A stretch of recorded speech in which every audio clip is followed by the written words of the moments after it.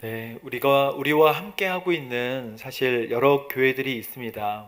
평택에도 우리 인도네시아, 우리 안디옥 선교회 교회뿐만 아니라 또 캄보디아, 그다음에 천안, 그리고 저희가 섬기는 많은 교회 관심 있게 돌아보면 많은 분들이 위로를 받고 또 어려움 가운데 있는 분들이 희망을 얻을 수 있습니다.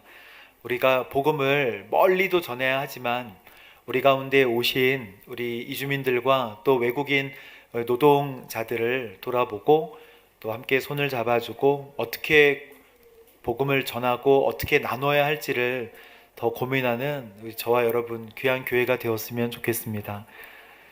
인도네시아의 제가 아울리치를 간 적이 있었는데 인도네시아의 아울리치를 복음을 전해야겠다 해서 갔는데 그 예배 때 너무 부끄러웠어요. 우리 인도네시아 분들이 너무 뜨겁게 예배하는 거 아십니까? 정말로 깜짝 놀랐습니다. 롬복이라는 섬에 갔을 때 그 섬에 많은 그 교회들이 있지만 그 롬복에서 예배 드릴 때 저희가 열심히 준비한 특순을 보여줘야 하겠다 이렇게 딱 해서 갔거든요. 근데 아니나 다를까 저희 열심히 준비했는데 앞에서 30분 이상 기도하는 그 인도네시아 기도 팀들을 보고 저희는 그 즉시 얼어버렸어요. 주눅 들고. 그리고 아니나 다를까 막 버벅대면서 내려왔습니다. 얼마나 부끄럽든지 뜨겁게 하나님을 찬양하고 예배하고, 여기가 아프리카인 줄 알았어요. 막 뛰면서 춤추고 경배하고 찬양하는 그 인도네시아 롬복에 대한 기억이 있습니다. 오늘 함께 저희가 초대해서 또 귀한 걸음으로 와주셨고, 우리 예배하는 우리 인도네시아 안디옥 교회 마주 목사님과 윤춘상 사모님, 또 식사 교제 할 때도 우리 성도님들 가까이 다가가셔서 인사도 해주시고 뭐 밥도 어떻게 해요? 먹여주시고 같이 이렇게 교제가 있었으면 좋겠습니다. 여러분, 오늘 우리의 제목은 하나님께서 새로운 역사를 향한 부르심이라는 제목으로 우리 하나님 말씀을 주십니다. 아브라함에 대한 이야기입니다.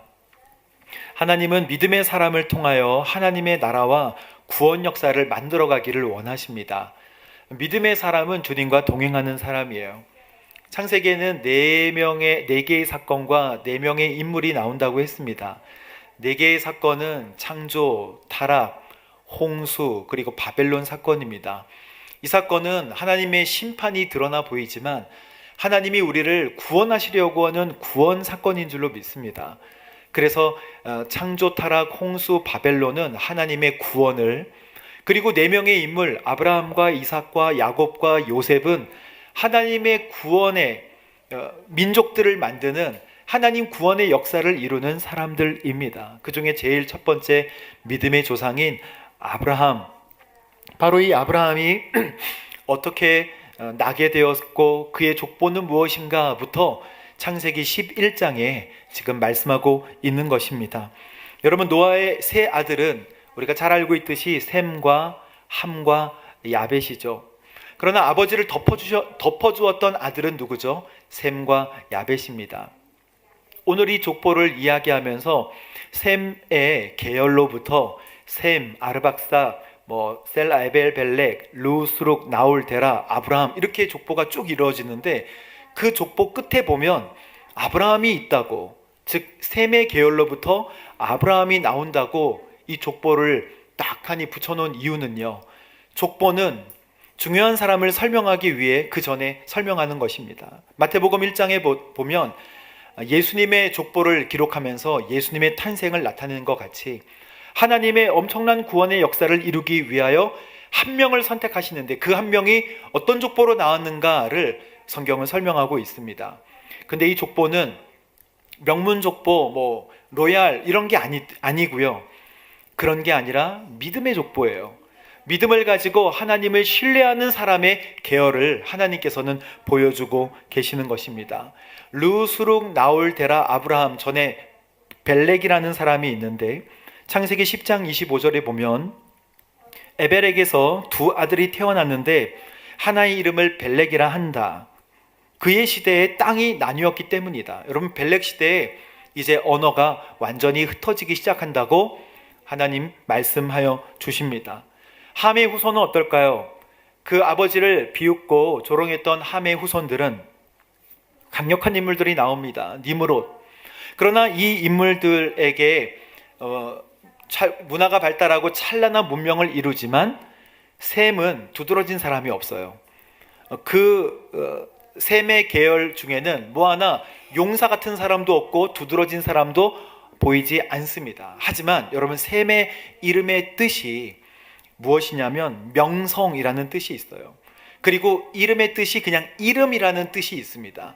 그러므로 하나님은 그 사람들의 이름을 통하여 주류가 아니어도 또 강력하지 않아도 그 사람들을 통하여 하나님의 역사를 이루어 가시는 것을 볼 때 오늘 나도 주님 앞에 믿음을 지키면 하나님 나를 통하여 아브라함의 자손을 이어가는 믿음의 계보를 이어가시겠구나라는 말씀을 오늘 우리에게 주고 싶으신 것입니다. 창세기 11장 27절 말씀을 함께 보겠습니다. 시작. 데라의 족보는 이러합니다. 데라는 아브라함, 나홀, 하란을 낳았습니다. 하란은 롯을 낳았습니다. 자, 28절 한 절 더 읽겠습니다. 시작. 하란은 자기가 태어난 갈대아 우르에서 데라보다 먼저 죽었습니다. 여러분, 갈대아 우르는 메소포타미아 지역입니다. 즉 티그리스 강과 유프라데스 강의 이 중간 지역을 얘기하는 거예요. 여러분, 메소라는 말은 중간이란 뜻이죠. 그래서 포르테를 약간만 하기 위하여 메소포르테라고 이야기하는 것입니다. 그래서 메소포타미아는 강을 의미하는 것입니다. 그러니까 강과 강 사이의 중간, 얼마나 비옥한 땅을 이야기하는 것이겠어요. 여긴 심으면 다 자라는 땅입니다. 그냥 심으면 되는 거예요. 강 중심으로 메소포타미아 문명이 일어났고 수메르 문명이 일어났습니다. 여러분, 갈대아 우르라고 하는 우르는 수메르의 수도예요. 그러니까 여기에 수도 지역에 얼마나 많은 사람들이 왔고 또 비옥했으며 그의 찬란한 문화를 이루어갔는가를 볼 수가 있습니다. 이런 풍요로운 곳을 떠나기는 쉽지 않을 거예요. 이런 풍요로운 곳을 그냥 지나치기도 쉽지 않습니다. 움직이기가 쉽지 않아요. 그래서 여호수아 24장 2절에 보면 이런 말씀이 나옵니다. 우리 함께 읽어볼까요? 여호수아가 모든 백성들에게 말했습니다. 이스라엘의 하나님 여호와께서 말씀하신다. 옛날 너희 조상들은 강 저편에 살았는데 그들은 나홀의 데라를 비롯해 모두 다른 신들을 섬기고 있었다. 강 저편은 티그리스 강과 유브라데스 강이 있는 메소포타미아 지역을 이야기하는 것이고, 거기서 아브라함의 아버지며 나홀의 아버지인 데라를 비롯하여 모든 사람들은 뭘 섬기고 있었다? 다른 신들을 섬기고 있었다. 그러니까 이 사람들은 우상을 섬기고 있었던 사람들입니다. 달의 신을 섬기고 있었어요. 그래서 파키스탄, 우즈베키스탄, 스탄자로 끝나는 민족들, 이란, 이라크 있는 바로 이 지역의 모든 나라들은 별과 달 같은 것들을 국기로 놓는 것입니다.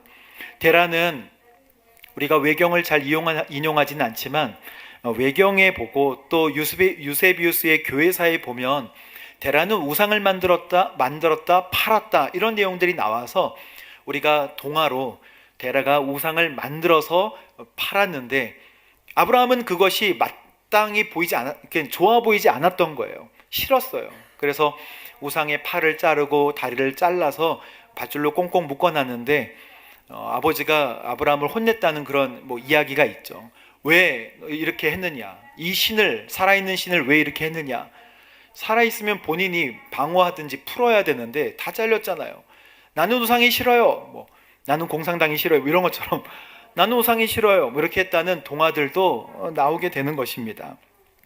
그것으로 이익을 취하고, 그래서 이런 환경에서 떠나기 힘든 데라의 과정을 여러분 한번 생각해 보십시오.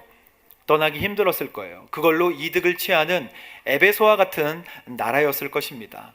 자, 그런데 하나님은 하란, 아브라함과 나홀과 하란이라는 세 명의 아들이 있는데 하란을 죽이세요. 그 땅에서 죽습니다. 아까 우리가 본문에 읽었던 것처럼 아들이 죽는 것 때문에 이제 데라는 이 땅을 떠나야겠다라는 사인을 받았을지 모르겠어요. 그래서 그 땅을 떠나게 됩니다. 여러분, 어떻게 떠나냐면 하나님께서 주시는 말씀을 알고 그 말씀대로 떠납니다. 1절 말씀에 12장 1절에 여호와께서 아브라함에게 말씀하셨습니다. 내 고향 그리고 내 친척 내 아버지의 집을 떠나 내가 내게 보여주는 땅으로 가거라. 여기서 그치지 않아요. 하나님은 약속을 하신 게 있는데 너가 복의 근원이 될 것이다 라고 말씀하십니다. 하나님은 아브라함을 통해서 하나님의 구원의 계획, 이제 그 한 사람을 다시 하나님 쪽으로 이끌어 가시는 거예요. 사람들은 언어가 분리되면서 다 분리됐습니다. 다 나라와 민족으로 나뉘게 되었어요. 그러나 하나님은 또 딱 한 사람을 부르세요. 엄청난 군대를 부르시는 것이 아니라 한 사람을 부르세요. 저는 이 말씀에 굉장한 도전을 받았습니다. 한 사람을 부른다. 그게 나였으면 참 좋겠다. 여러분 되시길 바랍니다. 아멘. 그러나 준비해야 할 것이 있다는 거예요. 하나님은 그 구원의 계획을 위하여 아브라함을 선택하셨고, 그리고 또 하나 하신 게 있는데 분리하셨습니다. 떠나라는 거예요. 떠나야 한다는 것입니다. 하나님은 철저한 분리를 명령하세요. 여러분, 믿음은 단절에서 시작되는 거 아십니까? 믿음은 떠나는 것부터 시작해요. 예수님을 믿으면 여러분 여러 군데에서 떠나게 됩니다. 내가 반복적으로 행했던 습관에서도 떠나게 되고, 그리고 내가 하지 말아야 될 것이라고 생각해서 그 자리에서도 떠나게 되는 거예요. 아브라함은 본토 친척 아비의 집을 삼중으로 떠나라고 말씀하고 계십니다. 즉 하나님은 우상을 떠나라 말씀하세요. 그 환경을 떠나야 된다는 거예요. 하나님께서 떠나라고 한 자리를 여러분 떠나시게 되기를 바랍니다. 어제 결혼식을 갔다 오다가 제가 우리 권대영 집사님 차를 탔어요. 운전하시는 권대영 집사님이 차를 하면서 우리 유명한 여기 사진 찍히는 데가 있잖아요. 용희초등학교 앞에 거기 유명한 우리 성도님들이 자주 이용하시는 그 딱지 끊는 자리가 있습니다. 거기를 지나면서 서울에서 여기까지 오실 때 너무너무나 조심스럽게 운전하시더라고요. 이렇게.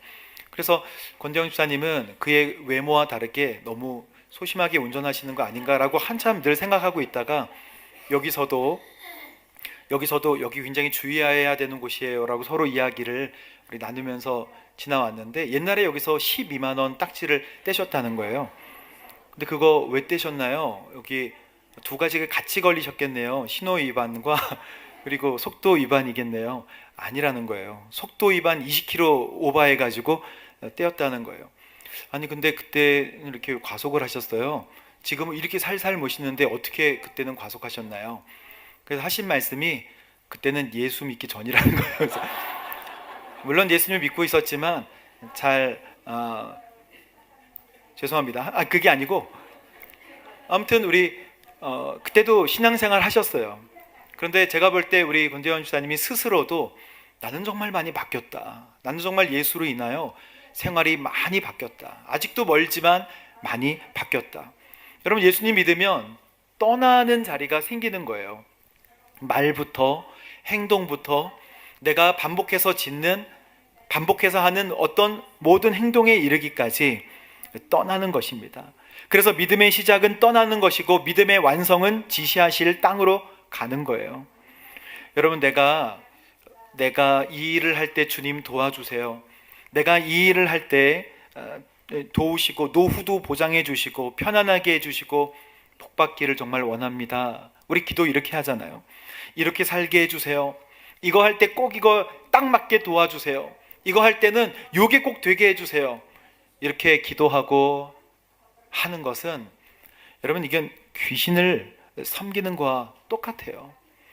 우상을 섬기는 방법과 똑같습니다. 중심이 나 중심인 거예요. 내가 이것을 할 때 도와주세요. 내가 이것을 할 때 나를 도와주세요 라고 하는 이 이야기는 우상을 섬기듯 예수님을 섬기는 것입니다. 그냥 내가 중심인데 주님이 도와주셨으면 좋겠다고 하는 거예요. 여러분 이것은 떠나야 할 자리입니다. 우리가 예수님을 믿는 것은 예수님과 동행하는 거 아니겠습니까? 주님과 함께 손을 잡고 주님이 내 안에 계신지를 매일매일 확인하는 거예요. 주님께서 내 안에 계시는지, 주님께서 내 안에 진짜 계시는지. 여러분, 어떤 사람들은 이야기합니다. 저는 그런 거 잘 모르겠고 그냥 믿습니다. 믿음으로 저는 그냥 천국에 갈 줄로 믿어요. 엄청난 믿음이죠. 그 천국에 가는 믿음 좋습니다. 그러나 여러분, 주여 주여 하는 자마다 다 천국에 들어가지 못할 것이라고 주님께서 말씀하신 이 말씀을 기억해야 합니다. 여러분, 고린도후서 13장에 보면 주님께서는 우리가 믿음 가운데 있는지를 늘 살펴봐야 한다 그랬어요. 그리고 자신을 시험해 봐야 한다고 늘 말씀하고 계십니다. 계속해서 시험해 보라. 믿음 가운데 있는지를 살피라. 그것은 예수님이 지금 내 마음속에 계신지를 매일매일 확인을 해야 한다는 거예요. 주님, 오늘도 내 마음속에 계시죠? 주님, 오늘 내 안에 계셔서 다스리고 계시죠? 라고 하고 의심하면서 나를 진단해 봐야 한다고 주께서는 말씀하고 계십니다. 주님께서 이 말씀을 주실 때 또 다른 말씀을 주셨어요. 주님이 내 안에 계신 것을 모른다면 하나님의 인정을 받지 못한 사람들이라고 말씀을 하셨습니다. 주님이 내 안에 계신다는 것을 내가 잘 모른다면, 우리가 구원을 확신하는 것은요, 주님이 내 안에 계시고 나를 다스리시는 것을 매일매일 확인할 때 그 구원이 내 것이다 라고 확신할 수 있는 거예요. 그런데 주님이 내 안에 계시지 않고 그냥 나는 언젠가 주님이 오실 때 나는 구원을 받을 거야 라는 확신을 가지고 있다면 그것은 신념에 가까운 것일 거예요. 여러분, 오늘 주님을 내 마음속에 주님이 내 안에 계시죠? 라고 물어보시길 바랍니다. 주님은 여러분 마음속에 계시는 줄로 믿습니다. 이거는 성경이 우리에게 말씀하시는 거예요. 이 다음 말씀에 나는 여러분이 하나님께 인정받지 못한 사람들이 아니라는 것을 알기를 바랍니다 라고 바울이 이야기합니다. 곧 하나님께서 우리에게 말씀하시는 거예요. 나는 너희들이 내가 너희들 안에 있는 것을 모르기를 원하지 아니한다 라고 말씀하시는 거예요. 주님이 우리 마음속에 계시고 주님이 나를 다스리시고 통치하시는 그 다스리심이 주님과 함께 동행하는 것이고 그게 믿음이에요. 할렐루야. 이 믿음이 흐트러지지 않게 되기를 주님의 이름으로 축복합니다. 디모데후서 1장에 보면 여러분 주님께서 이렇게 말씀하십니다.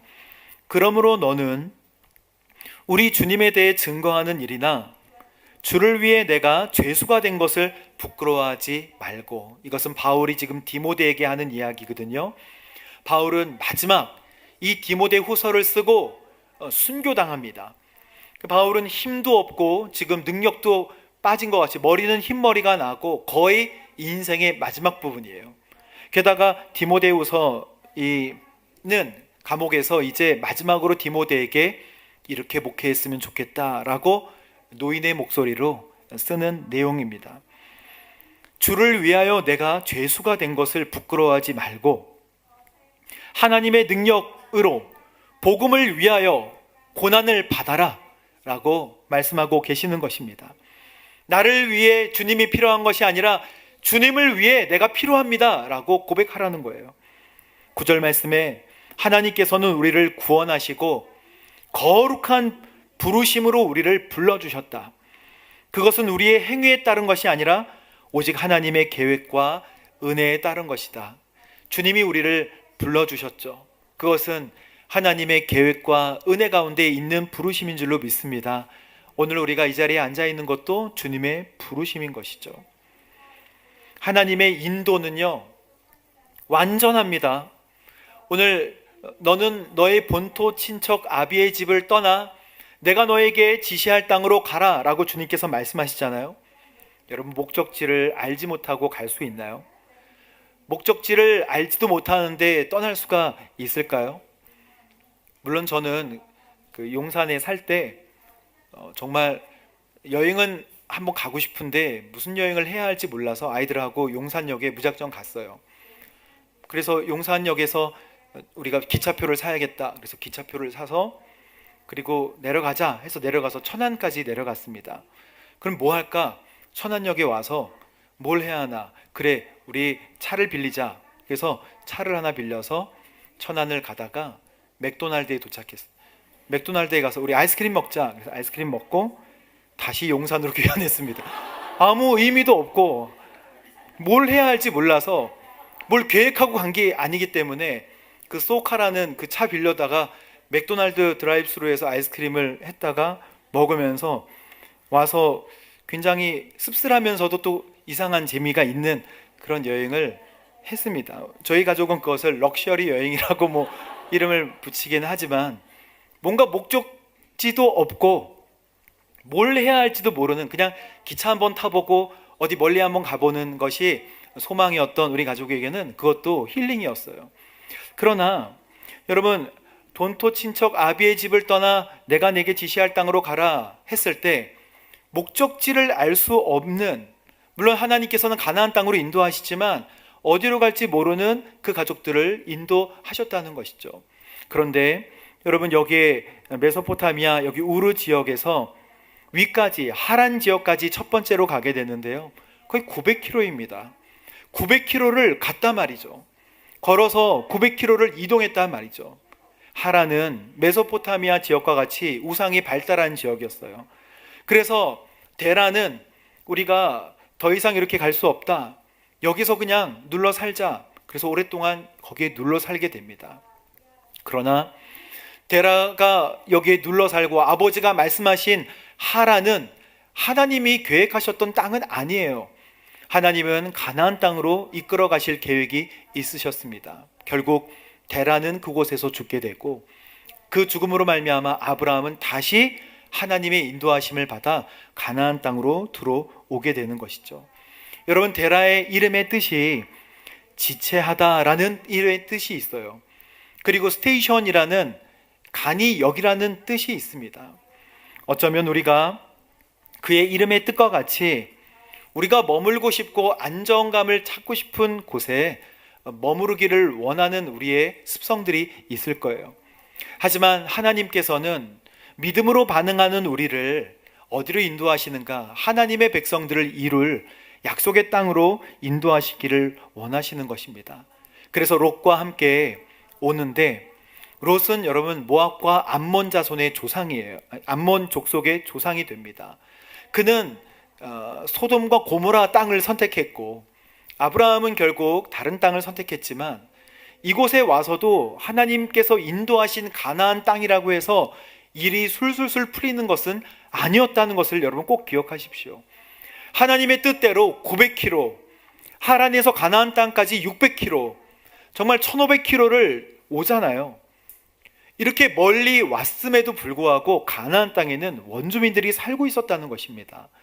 여러분, 우리가 하나님의 인도하심을 받아서 그 땅을 두드려도 그 땅 안에는 다른 것이 있는, 하나님의 계획하심이 아니었나라고 생각할 만한 그런 생각이 우리에게 들 때가 있다는 거예요, 우리의 인생 가운데.